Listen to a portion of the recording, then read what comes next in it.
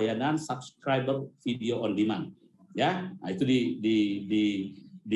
Nah, saya memperkirakan ada titik keseimbangan baru setelah tahun 2022, setelah semua stasiun televisi dan lain-lain melakukan banyak penyesuaian. Yang terakhir adalah perubahan dari produk ke platform dan industri ke ekosistem. Apa maksudnya? Kawan-kawan, yang paling penting dari perubahan semua ini adalah kita menuju era apa yang disebut dengan nanti era platform dan terbentuknya ekosistem digital penyiaran kita. Nah, jadi perubahan perilaku, konsumen media dan lain-lain itu akan terjadi.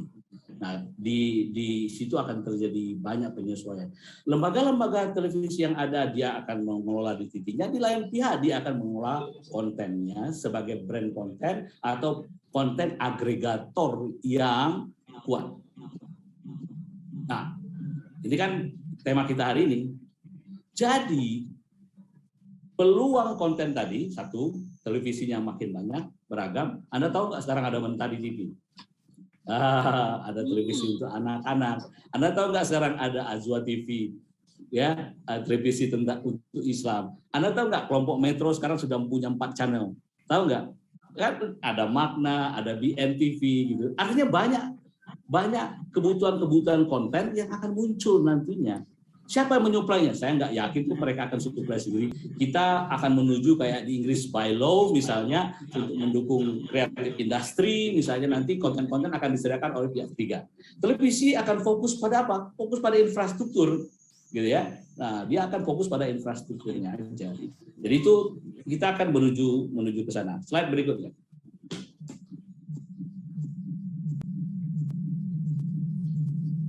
Ya. Nah, ini kawan-kawan skenario-nya. Saya memperkirakan berbagai studi yang saya lihat, yang saya baca dan saya lihat kembangkan, kira-kira begini deh. Kita sekarang pada tahapan 1.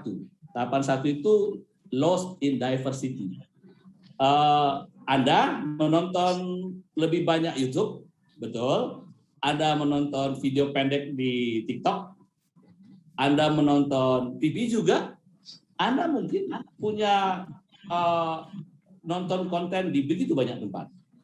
Nah, kita ini sekarang, kawan-kawan, berada di sini nih. Begitu banyak konten yang kita dapat terima, banjir informasi dan lain-lain. Nah,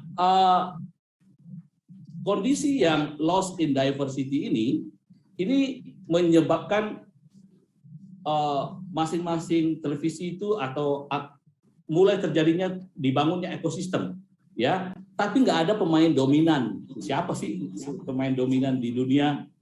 Netflix diserang sama Disney diserang sama Apple diserang sama Amazon Prime, dan itu di sektor subscriber value and demand. Di televisi kita lihat ya, dominasinya ada pada siapa? Di YouTube orang lebih percaya pada brand yang kuat daripada platformnya. Deddy Corbuzier begitu influence-nya, ya, atau yang lain Anda lebih percaya. Nah, ada terjadi perubahan bisnis model di sini. Kemudian ada strategi partnership menuju ekosistem baru. Ekosistem konten ini akan terbentuk di sini, ya. Kemudian lembaga-lembaga besar mulai melakukan investasi yang fokus pada pengembang konten. Anda mau cek bahwa misalnya kelompok MNC saat ini membeli Cameo, ya. Ya, itu adalah aksi korporasi dari kelompok-kelompok, apakah dia kelompok MTech, kelompok MNC, membeli YouTube yang berpengaruh. Untuk apa? Untuk mendorong konten digital mereka. Untuk apa itu semuanya?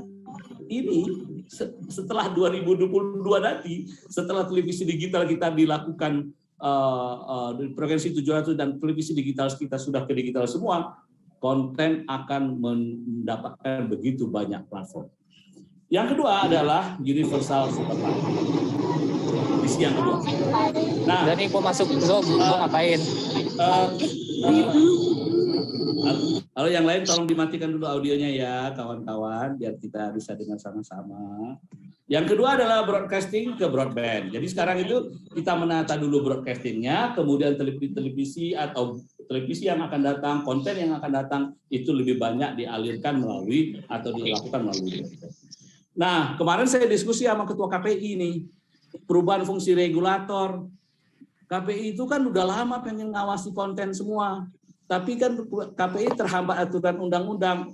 Kenapa? Karena yang diatur oleh undang-undang adalah konten-konten yang diawasi KPI itu ada konten-konten yang menggunakan frekuensi, yaitu hanya TV dan radio. Loh, masa segitu aja? Dunia akan berubah, betul. Malaysia tidak pakai KPI, Inggris nggak pakai KPI. Mereka pakai komisi multimedia untuk mengawasi semua konten. Nah, yang ketiga di tahapan Universitas Supermarket ini, lembaga-lembaga penyiaran swasta itu mulai shifting ke strategi brand konten. Jadi mereka fokus ke pengembangan konten-konten digital yang kuat. Ya, nah mari kita masuk ke tahapan ketiga. Disinilah akan terjadi penyesuaian atau revenge of the broadcaster. Ya, terjadi titik keseimbangan baru LPS. Lembaga penyiaran swasta itu akan semakin sedikit menggunakan frekuensinya, tapi akan memperbesar broadband. Sudah terjadi, sudah. Hong Kong misalnya sekarang televisi di FTA-nya hanya tinggal 10%, 90% mereka pakai broadband. Artinya apa? Mereka fully masuk ke OTT, masuk ke SPOD. Ya. Jadi di sini terjadi banyak penyesuaian. Anda menyesuaikan diri, saya menyesuaikan diri, media menyesuaikan diri, kita sebagai perilaku konsumen media juga menyesuaikan diri. Dan di tahapan keempat kita sebut dengan content and game. Siapa pemenang dari semua ini? Pemenang semua ini adalah mereka yang memiliki konten. Platform akan berubah bentuk sesuai dengan perkembangan teknologi. Yang paling penting, ekosistem konten kita bentuk, Anda menjadi raja-raja konten, kuatkan diri Anda dengan konten-konten yang baik, ya. Bila perlu Anda nanti dibeli oleh televisi mana, dilakukan di televisi mana, dan itulah masa depan Anda. Konten yang menjadi pemenang di masa depan adalah Anda yang memiliki konten. Di tahapan inilah akan ada akuisisi merger LPS dengan global big player. Jalur distribusi sebagian besar akan di broadband, dan kita mulai meredefinisikan peran penyiaran swasta. Ya, Ci, itu aja dulu dari saya. Ada satu slide lagi, tapi saya panjang banget kalau ceritain ini semua. Jadi ya, Ci, balik dulu ke Cici ya. Iya, terima kasih Bang Apni. Ini udah mulai agak tergambar-gambar sedikit, dan saya rasa mungkin para generasi milenial, Z, dan bahkan Alpha nih udah mulai gregetan kayaknya mau bikin konten nih Bang Apni ya. Pertanyaannya udah banyak banget di kolom chat soalnya. Baik, tadi kita sudah dengarkan kira kurang lebih skenarionya seperti apa sih tahun depan, bahkan sudah bergerak mulai dari sekarang, sudah disampaikan tadi oleh Bang Apni Jaya Putra, praktisi media yang sudah 20 tahun katanya, dan juga 30 tahun sebagai jurnalis juga. Tayangan-tayangan tersebut. Nah, maka sekarang gimana sih caranya kita menjadi konten kreator? Nah, untuk menjadi konten kreator, mulailah dengan konten yang sesuai dengan passion Anda gitu ya, sesuai dengan hobi Anda gitu. Kalau itu bisa dilakukan ya, karena itu hobi, maka itu akan dilakukannya dengan penuh hati gitu ya. Itu. Jadi, yuk mulailah dengan konten yang kalian sukai ya, yang kita sukai gitu. Nah, kemudian yang kedua adalah kita harus selalu update dengan perkembangan terkini. Ya, menjadi konten kreator itu harus update, kira-kira ini konten yang lagi booming apa ya, atau berita tentang misalnya teknologi yang terbaru apa gitu. Tergantung nanti passion kita di mana. Kita harus update dengan ya melalui banyak hal ya, melalui internet, melalui membaca dan seterusnya. Oke, berikutnya. Nah, tadi kalau kita mulai dengan passion kita, maka jadilah dengan diri sendiri kita ya. Jangan kita menjadi konten kreator itu menjadi orang lain ya. Nah, ini menjadi sebagai juga personal branding kita ya, bahwa kita harus menjadi diri kita ya. Saya sebagai seorang passion dan sebagai seorang praktisi media ya, yang bergelut di bidang video, maka saya mungkin konten saya nanti akan lebih banyak terkait dengan siaran, terkait dengan video dan sebagainya.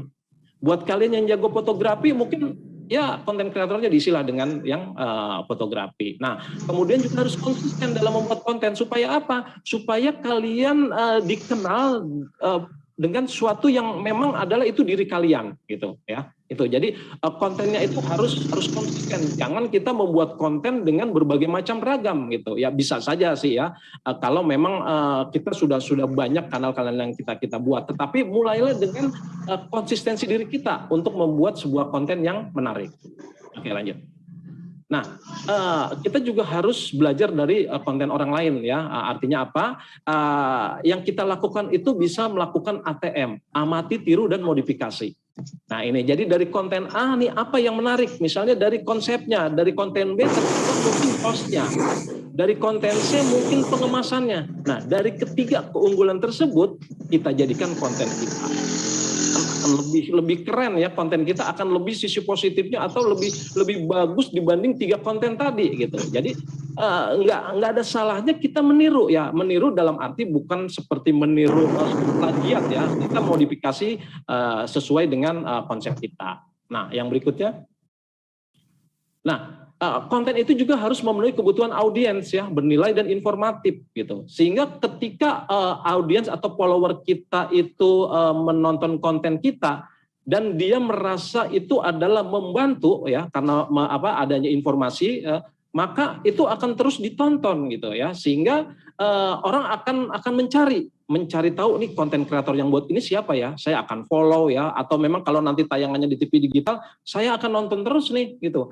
Konten tayangan-tayangan oleh konten kreator A misalnya terkait misalnya dengan traveling, dengan tutorial dan sebagainya. Oke. Nah, tips mudah membuat konten ya. Jadi konten itu memang sangat mudah ya, menjadi konten kreator sebenarnya sangat mudah ya, tetapi kita harus bangun kepercayaan kepada diri kita. Ya, berikutnya. Nah, yang pertama harus dipahami adalah bahwa membuat konten yang baik tidak harus menggunakan peralatan yang mahal. Ini yang harus kita camkan ya, bahwa kita nggak perlu peralatan yang mahal. Memang dengan peralatan yang mumpuni, maka kualitas kita mungkin akan lebih baik ya. Artinya kita banyak pilihan. Tapi mulailah, nggak harus kita membeli peralatan yang mahal dulu untuk membuat konten yang baik gitu. Jadi dibalik ya, mulailah dengan peralatan kita yang kita punya untuk membuat konten yang baik ya. Smartphone sekarang kualitasnya sudah sangat baik ya. Tinggal bagaimana kita menggunakan smartphone itu untuk membuat konten, banyak tutorialnya di YouTube gitu ya. Nah, kemudian yang kedua adalah kita harus membuat konsep dengan konten kita ya. Nah, ini konsepnya gimana? Nanti harus diberikan konsep supaya apa? Supaya terarah di dalam membuat konsep konten tersebut. Oke, berikutnya. Nah, kemudian setelah konsep itu ada, maka kita harus membuat naskah, ya, naskah singkat supaya apa? Pada saat kita nanti pengambilan gambar, alur berceritanya sudah jelas, ya, dengan mengikuti naskah tersebut. Nah, ini yang harus adik-adik mahasiswa dan siswa yang harus dilakukan, ya. Jadi, yuk dari sekarang mulailah membuat konten dengan hal-hal yang kalian sukai. Oke, berikutnya. Nah, kemudian yang terkait dengan gambar supaya jadi gini, kalau saya lihat ya banyak konten-konten yang secara konten itu bagus ya, pesannya sampai, tetapi saya sebagai seorang dosen visual ya di Akademi Televisi itu melihat bahwa secara visual itu kurang mengena gitu ya, artinya di situ gambarnya itu monoton ya gitu ya. Jadi ketika kita melihat pesannya agak kurang sampai gitu. Nah, makanya kita harus membuat pengambilan gambar supaya apa? Supaya gambar yang ditampilkan, pesan yang disampaikan itu akan lebih sampai gitu ya. Yaitu misalnya ada full shot, ada medium, kemudian harus ada detail-detailnya ya. Kan bisa dibayangkan kalau kita gambarnya full shot terus, sementara orang banyak menontonnya lewat smartphone. Kasihan ya. Jadi banyakkan lebih perbanyak detail-detail shotnya. Oke, berikutnya. Nah, variasi shot ya, tadi membuat daftar pengambilan gambar, kemudian variasi shotnya juga harus banyak. Jadi mulai dari sekarang cobalah menggunakan smartphone dulu ya, membuat konten kreator, diedit dan seterusnya ya. Aplikasi editing juga sangat banyak di smartphone ya, dan kualitasnya juga sangat mumpuni ya. Kalau kita konsepnya kuat, maka kontennya akan tidak kalah dengan orang-orang yang menggunakan alat-alat yang profesional ya. Itu jadi nggak harus takut bahwa dengan peralatan yang sederhana kita tidak bisa berbuat apa-apa gitu. Oke, lanjut. Nah, mulailah berkreasi, jangan menunggu ya. Artinya apa? Ayo gunakan gadget kalian, gunakan alat yang kita punya untuk membuat konten. Insya Allah nanti di 2022 ketika televisi digital ini muncul, kita sudah banyak konten yang bisa kita tawarkan kepada penyelenggara siaran. Oke, lanjutnya oke ya, seperti itu paparan saya pikir cukup. Terima kasih Bu Moderator. Iya, terima kasih sekali Mas Teguh. Tadi udah banyak sekali kiat-kiat yang bisa kita lakukan ya. Kalau saya boleh menggarisbawahi tadi, kita udah bisa kok sekarang dengan alat-alat yang sederhana bisa membuat konten-konten yang menarik. Betul. Sesuai dengan passion kita, harus memerhatikan audiens dan seterusnya. Dan tidak selalu harus menggunakan alat yang mahal untuk bisa menghasilkan konten yang baik. Dan mari sudah mulai menabung karena menuju ke 2022 beralih ke digital ini sudah semakin dekat, dan suatu saat nanti pada saatnya itu kita akan mendapatkan tayangan atau bisa melihat tayangan yang bersih, jernih dan canggih. Terima kasih Mas Teguh untuk paparannya. Sudah ada beberapa pertanyaan juga, nanti akan kita kumpulkan pada sesi berikutnya.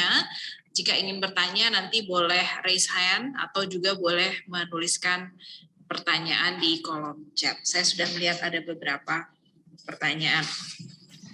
Baik Sobat Digital, kita masih berada di webinar yang diselenggarakan oleh Kementerian Komunikasi dan Informatika dengan topik televisi digital dan konten kreator.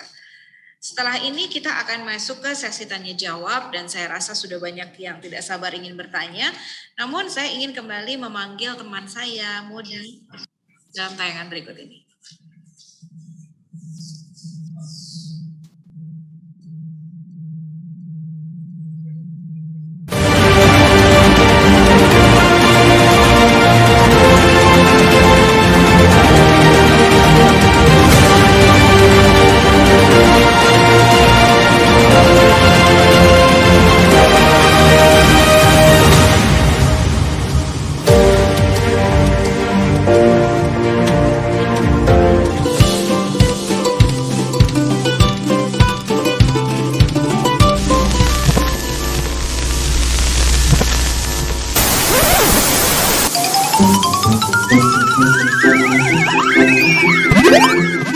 Halo Sobat Digital, aku Modi. Nggak asik kan nonton TV bersemut kayak gini? Ayo segera beralih ke TV digital. Bagaimana ya kalau TV kita belum TV digital? Segera pasang set-top box ke TV analog full. Yuk coba lihat sekarang. Gambarnya lebih bersih, suaranya lebih jernih, yang pasti canggih dan banyak programnya. Ayo, segera beralih ke TV digital. Bersih, jernih, canggih.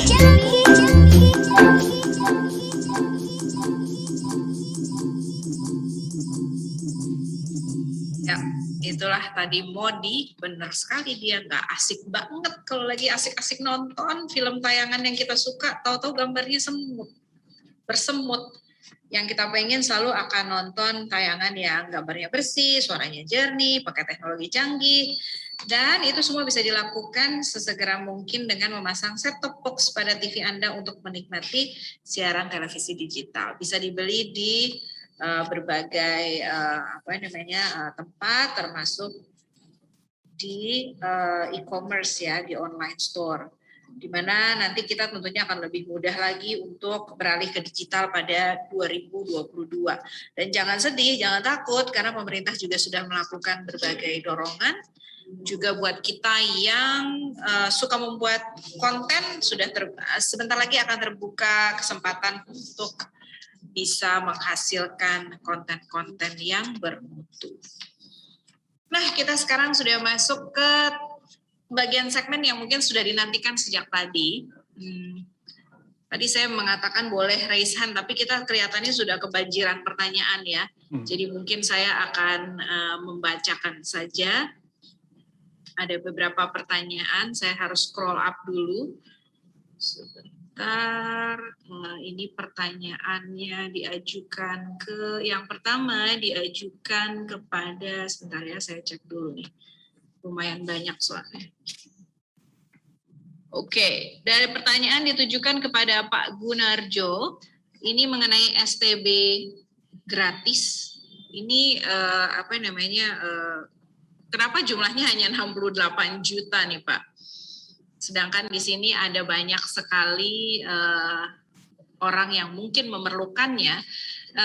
Namun juga ada yang juga bertanya melalui YouTube ini, dukungan pemerintah mungkin pada awalnya barangkali tidak hanya 6,8 STB tersebut ya Pak, tapi atau barangkali ada pertanyaan, ada dukungan apa lagi Pak dari pemerintah yang bisa diberikan di dalam memuluskan rencana untuk migrasi dari analog ke digital. Silakan Pak Gunarjo. Baik, terima kasih. Menanggapi pertanyaan 6,8 juta tadi ya. Ya, ini kurang katanya Pak. Kurang ya. Memang kurang. Ini di sini kan saya sampaikan tadi bahwa saat ini kita sedang mempersiapkan mekanismenya agar masyarakat ini bisa memperoleh STB gratis. Jadi 6,8 itu adalah target awal dari apa yang istilahnya dengan penganggaran yang saat ini sudah tersedia ya, seperti itu. Nanti kan kita akan bekerja sama juga dengan lembaga penyiarannya seperti itu, penyelenggara multiplexingnya ini secara proporsional nanti akan ada gotong royong seperti itu sudah saya sampaikan. Jadi penyediaan STB ini nanti dari penyelenggara multiplexingnya juga memberikan kontribusi, dan dari pemerintah nanti melalui LPP TVRI juga akan memberikan kontribusi. Kemudian untuk jumlahnya ini tentu saja 6,8 ini kan target awal kita ya. Bukan target yang nanti hanya segitu. Berapa totalnya kami belum bisa menyampaikan karena ini memang masih dalam pembahasan. Mudah-mudahan sih mudah-mudahan sih kita jadi nggak boleh ngambek dulu ya Pak.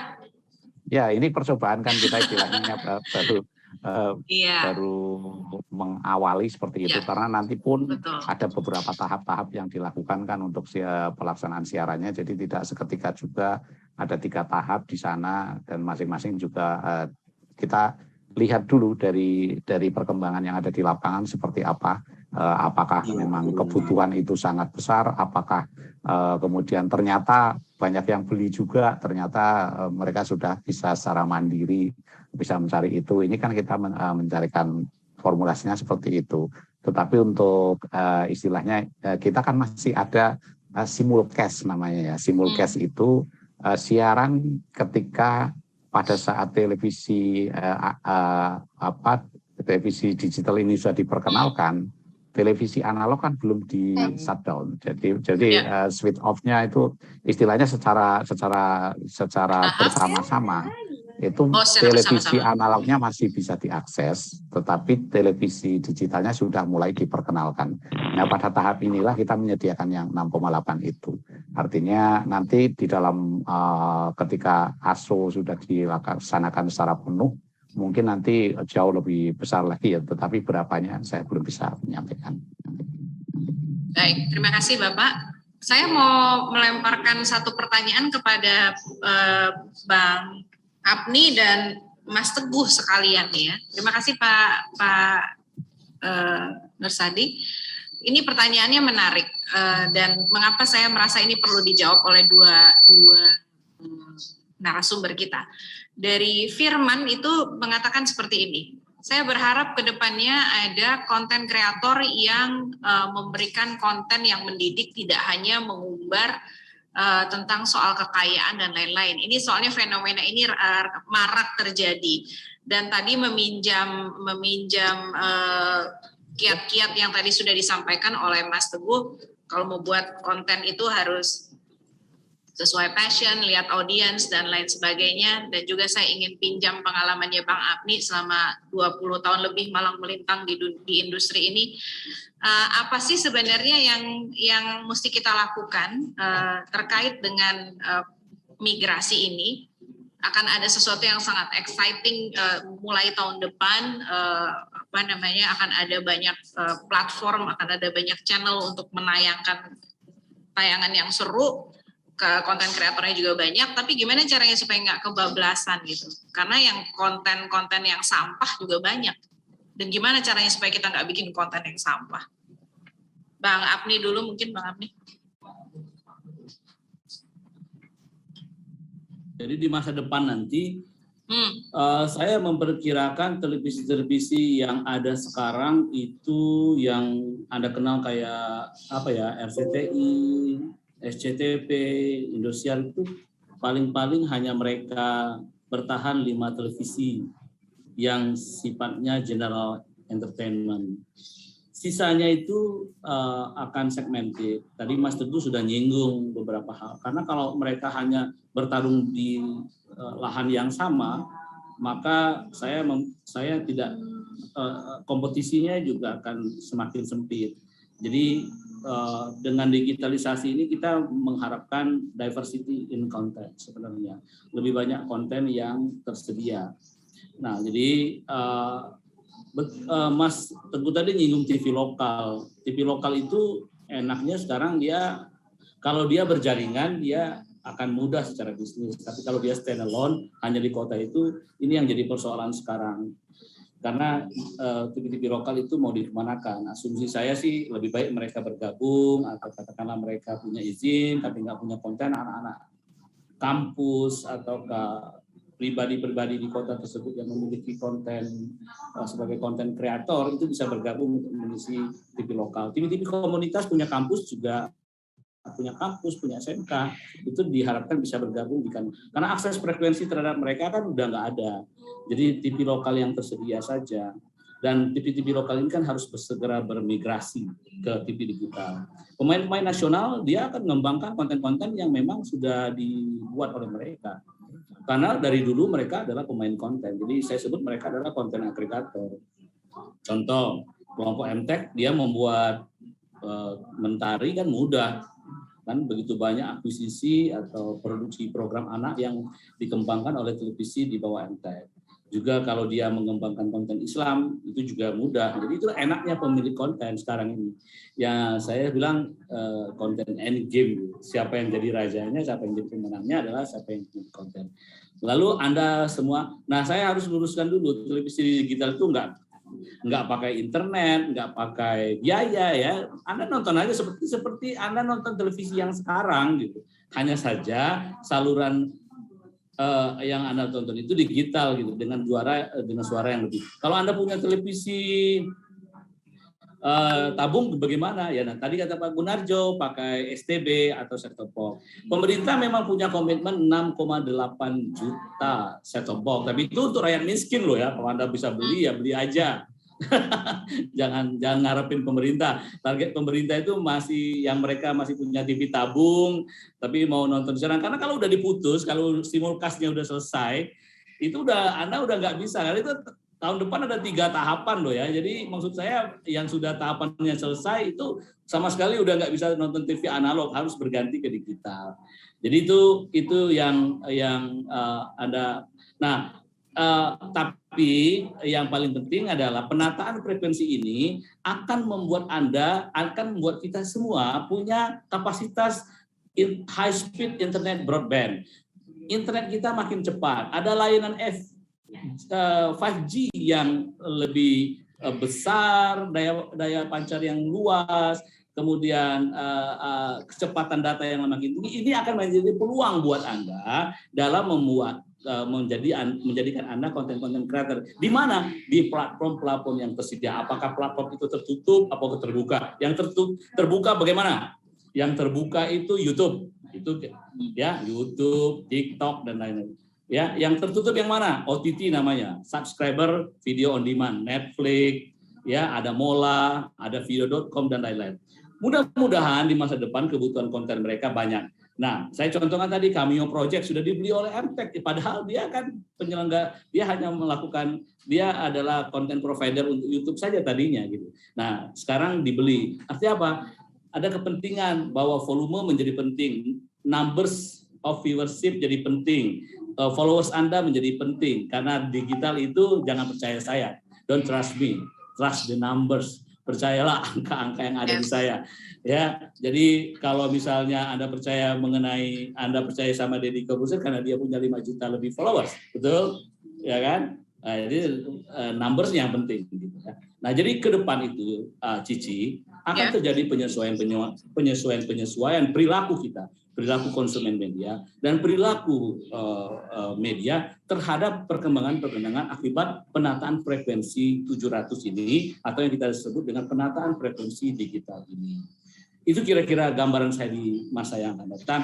Tapi yang paling penting semua kawan-kawan, Mas Teguh tadi sudah sampaikan juga, berkreasilah, buatlah konten yang baik. Be the first of you, be the best version of you. Jadilah versi yang terbaik dari Anda untuk mengembangkan konten-konten sesuai passion Anda. Gitu. Anda tahu karakteristik konten-konten yang Anda buat, apakah itu how to, ataukah itu informasi dan lain-lain, itu semuanya tergantung passion yang kita akan buat. Ya, saya juga menggeluti sosial media dan lain-lain, jadi paham betul apa kepentingan konten yang akan datang. Gitu ya, spend time orang menonton akan semakin pendek, konten-konten pendek akan banyak diperlukan di masa yang depan. Televisi dia akan mengambil konten dari sosial media baru ke mainstream pada kondisi saat ini. Jadi kawan-kawan, Cici, itu yang penting dari saya sampaikan dari pertanyaan tadi. Terima kasih. Terima kasih Bang Afni. Pak Mas Teguh mungkin bisa menambahkan dari sisi tadi ada yang bertanya gimana caranya bisa memastikan tayangannya itu berkualitas, mendidik sifatnya gitu. Oke, terima kasih.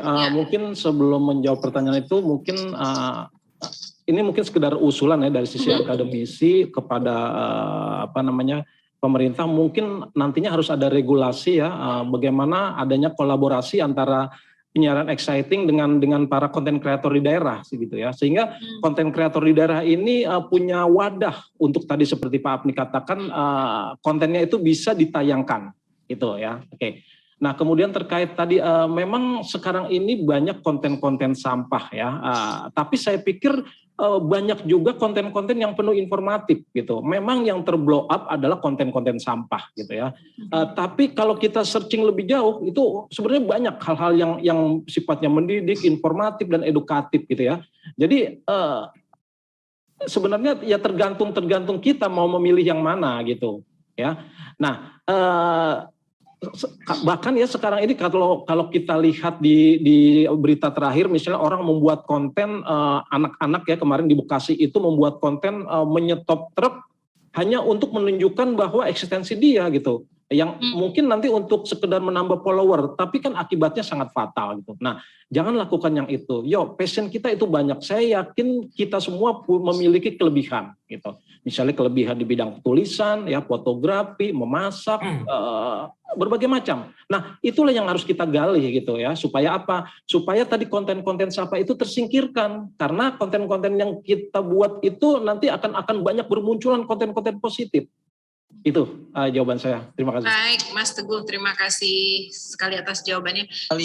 Saya ingin kembali ke Pak Gunarjo sedikit, Pak, karena tadi ada pertanyaan atau mungkin tadi ada dimention juga oleh Mas Teguh, mungkin perlu ada kolaborasi, perlu ada regulasi yang nantinya bisa membantu kerjasama antara penyedia konten di daerah dan lain sebagainya, dan juga dengan ini kebetulan ada yang juga bertanya, kalau tadi kita sudah bicara tentang dampak positifnya gitu, apakah juga sudah dipikirkan dampak negatifnya, baik dari sisi tayangan digital yang kemudian mungkin memunculkan banyak konten yang tetap harus kita jaga begitu, supaya tetap mendidik dan masih dalam rambu-rambu. Namun juga dengan adanya 5G dan lain-lain tentunya ada yang positif tapi juga ada yang negatif. Nah, sejauh mana pemerintah mengakomodasi ini atau mengadres ini, Pak Gunarjo? Baik, pertama terkait dengan regulasi ya. Regulasi ini kan dinamis, artinya kita juga ini kan istilahnya kalau yang sifatnya antisipatif. Ini tentu saja sudah ada beberapa penelitian sebelum menghasilkan sebuah regulasi kan ada naskah akademiknya ya di sana. Betul. Tentu saja ini sudah dipertimbangkan matang-matang ya di situ. Salah satunya mungkin terkait dengan penyediaan konten gitu. Ini juga selain nanti kita memang membutuhkan itu barangkali ya regulasinya, tetapi juga kita juga harus mempertimbangkan juga mekanisme pasarnya nanti seperti apa. Artinya nanti ada supply and demand. Ketika kebutuhan penyelenggara multiplex ini tinggi, tentu saja otomatis kan nanti akan ada keinginan untuk bekerja sama dengan dengan para pembuat konten seperti itu. Nah, yang perlu diatur mungkin nanti bentuk-bentuk konten apakah sih yang sekiranya boleh dibuat bersama-sama seperti itu. Kemudian yang jenis-jenis rambu-rambunya nanti adalah konten-konten yang tidak merugikan masyarakat.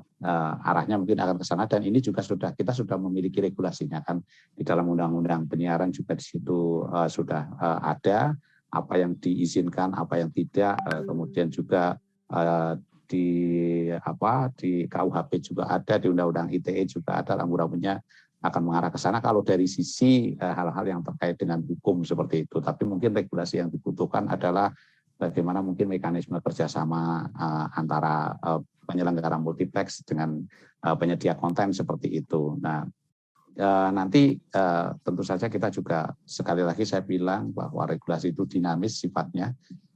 Perjalanan ini kan masih panjang istilahnya, tetapi tentu saja masukan-masukan terkait dengan ini saya kira perlu diantisipasi ke depan ya dari pemerintah itu. Nanti saya masukkan ke salah satu yang note istilahnya kita kasihkan semacam syaratan seperti itu. Barangkali kita memang perlu untuk memunculkan regulasinya. Kemudian yang kedua pertanyaan tentang sisi negatif ya.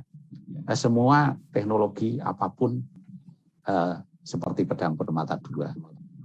Dia bisa dipakai untuk apa itu tergantung memakainya sebenarnya sih.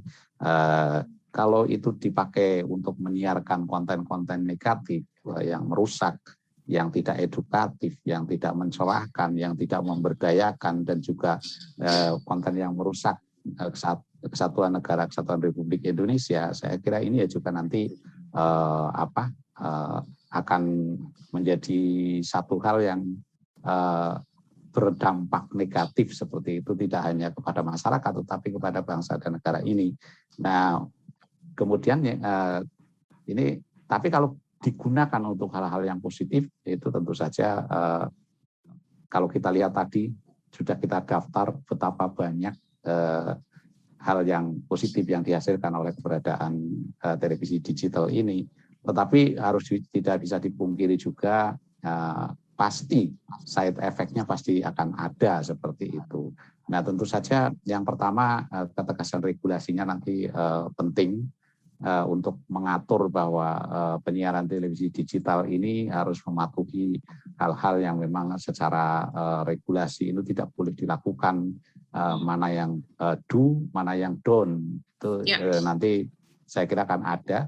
Dan yang penting sekali adalah nanti ke depannya bagaimana supaya masyarakat ini juga memberikan kontrol gitu ya. Karena apa? Efektivitas dari penyelenggaraan sebuah siaran ini juga sangat tergantung dari kontrol masyarakatnya. Aktif seperti itu.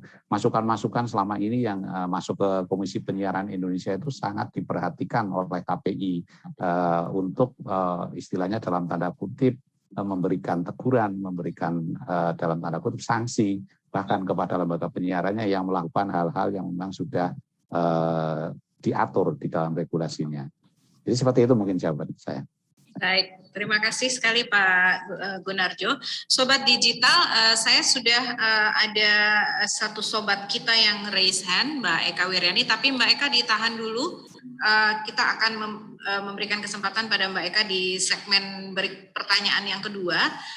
Sebelum kita masuk ke sana, izinkan saya untuk membuat semacam summary singkat begitu dari beberapa pertanyaan yang sudah dilontarkan. Bisa disimpulkan bahwa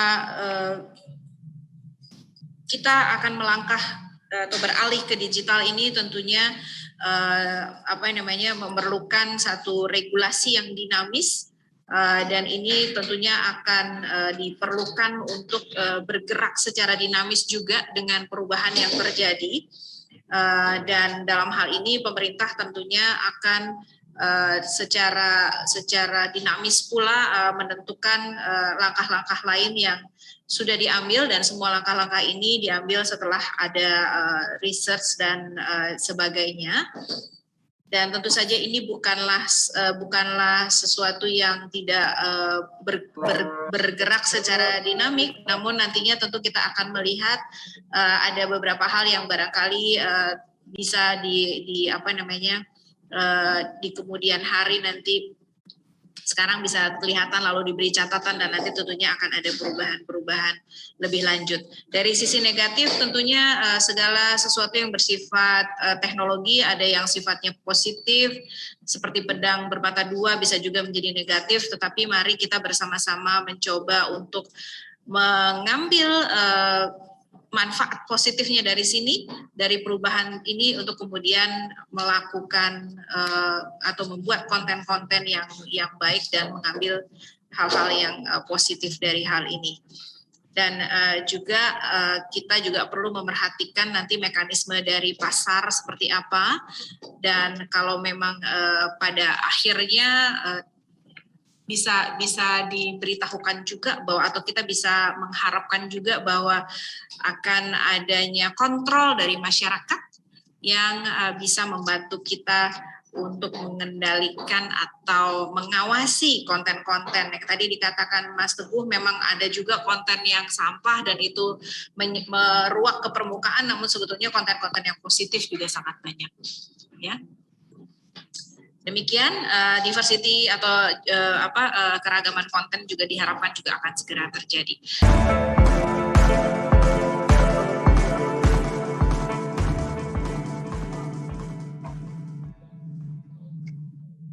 Ya, Indonesia 2022 beralih ke digital, seperti tadi kata sekelompok ibu-ibu yang ada di layar.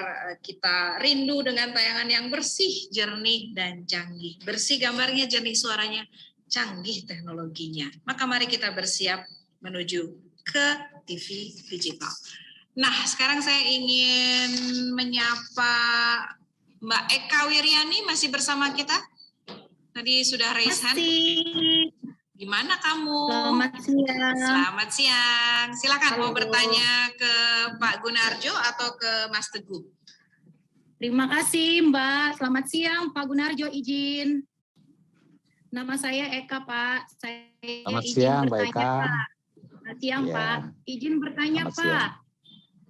Nah, dalam rangka mencerdaskan kehidupan bangsa nih Pak, sesuai dengan tema webinar kita hari ini, yaitu siaran TV digital dan konten kreator. Nah, bagaimana nih pandangan Bapak gitu ya, atau upaya Kominfo dalam rangka mencerdaskan siswa-siswi mulai dari usia dini Pak, di bidang teknologi dan multimedia, seperti itu. Terima kasih Pak. Baik, Mbak Eka Wiryani. Pak Gunarjo, keren banget nih pertanyaannya nih Pak, dari usia dini. Monggo Pak. Ya, bagaimana? Ya, jadi kalau ini pandangan saya ya, artinya Anda itu adalah informasi apa yang Anda asup setiap hari. Anak-anak ini mau cerdas atau menjadi hal yang lain, ini juga tergantung kepada asupan informasi apa yang diberikan kepada mereka.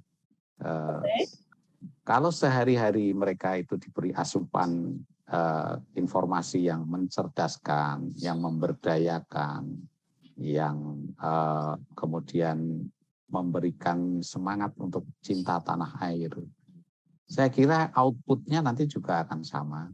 Artinya mereka juga akan menghasilkan seperti yang biasa dia tonton, yang biasa dia lihat sehari-hari.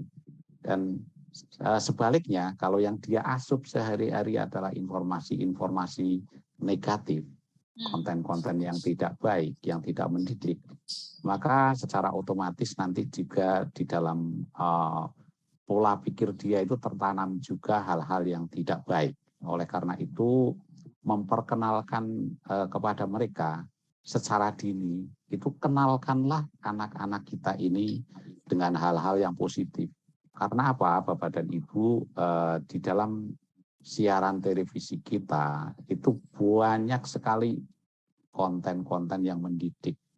Ya, di dalam website, di dalam internet, di mesin-mesin pencari itu penuh dengan pelajaran, penuh dengan hal-hal yang positif yang bisa kita berikan kepada anak kita.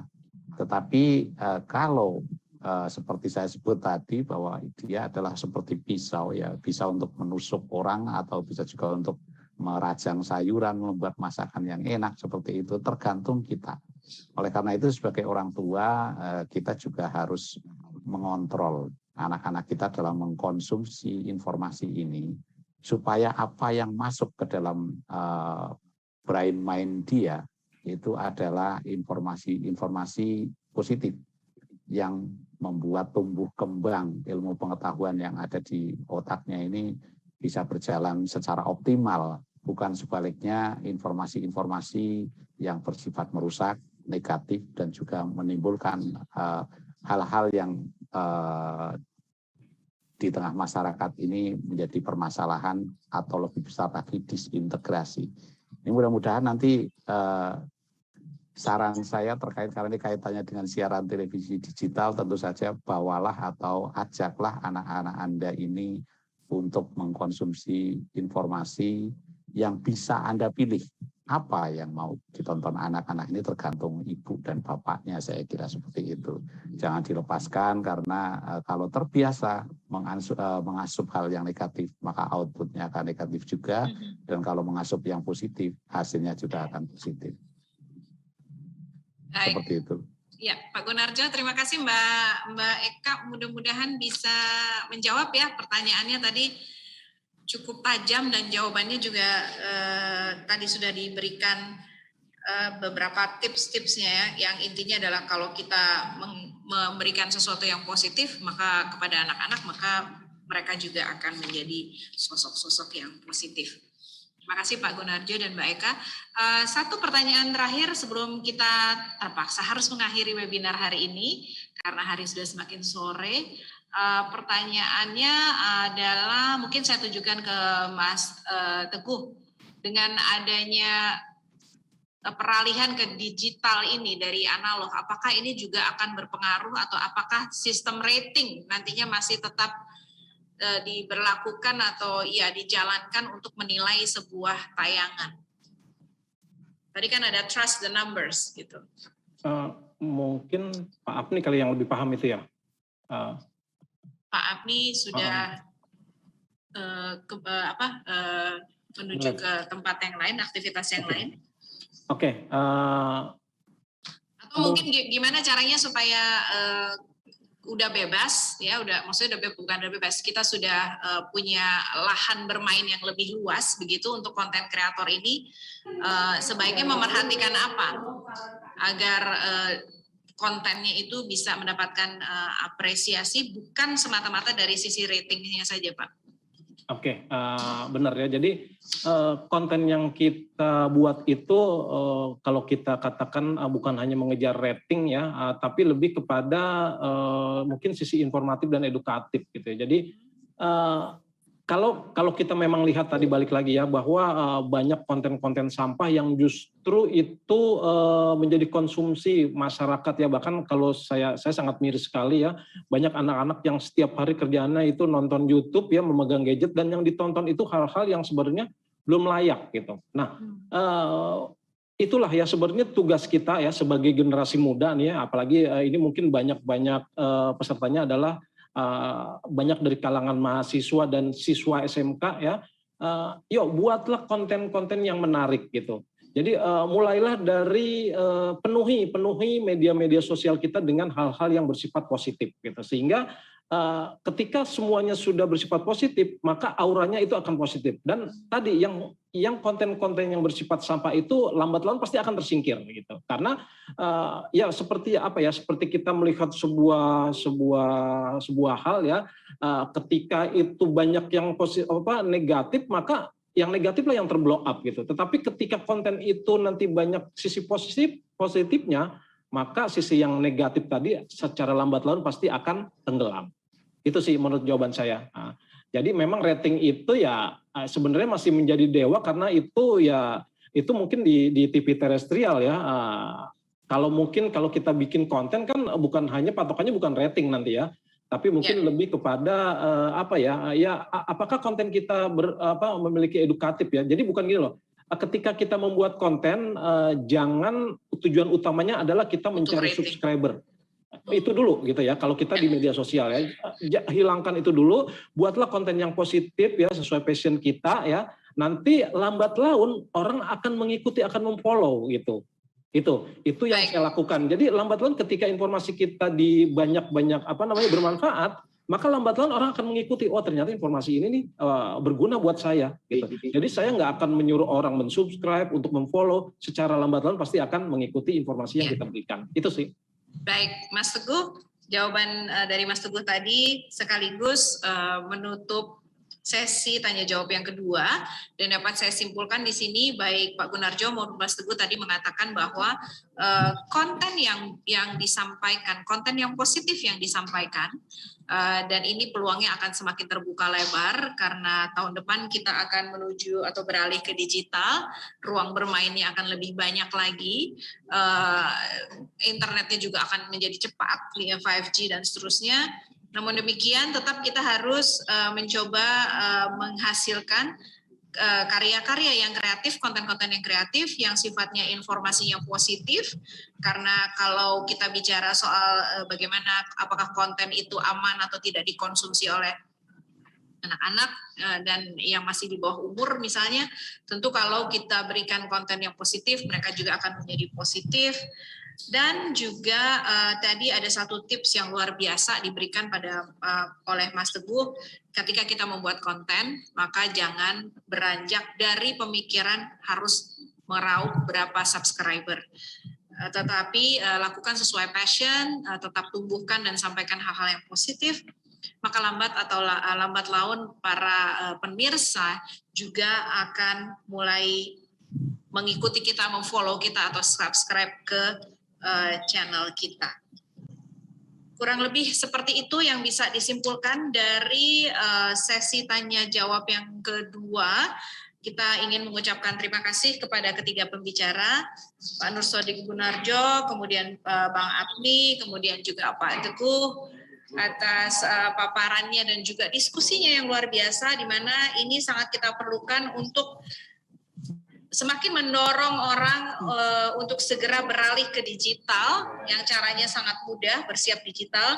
Tahun depan 2022 kita bisa segera memasang set-top box pada TV untuk menikmati siaran televisi digital agar tayangan televisi kita akan bersih, gambarnya jernih, suaranya, dan canggih teknologinya. Sobat digital yang saya hormati, peralihan siaran TV analog ke digital memang membawa sejumlah manfaat. Tadi kita sudah berdiskusi lumayan seru tadi ya, bukan lumayan seru, sangat seru, bahwa salah satu manfaat yang dihadirkan dari teknologi siaran digital adalah diversifikasi konten siaran.